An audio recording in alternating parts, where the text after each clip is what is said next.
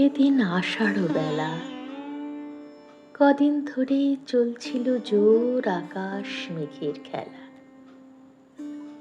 কদিন ধরেই চলছিল জোর মা ও বাবার মাঝে কি জানি কি।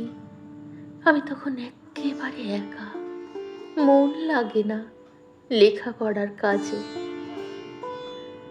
দুপুরবেলায় আধো ঘুমে পাশ ফিরেছি যেই, মনে হলো মা ঘুমিয়ে আছে, বাবা ঘরে নেই। চুপি চুপি খাটের থেকে নেমে, মায়ের ঘুম ভাঙে না যাতে, আলতো পায়ে বাবার খোঁজে আমি গেলাম ছুটে ছাদে। উঁকি মেরে দেখি গোমড়া মুখ আমার বাবা। এ কি, দুহাত তুলে গাইছে বাবা গান, পাগলা হওয়ার বাদুলো দিনে। মুখটা বাবার আর ছিল না ম্লান, বৃষ্টি তখন পড়ছে রিনি রিনি। হঠাৎ আমায় দেখে অনেক দিনের পরে কোলেই নিল তুলে। হাওয়া যেন উঠল হেসে জোরে, মায়ের বকা ভুলে দুজনাতে ভিজেই লুটোপুটি।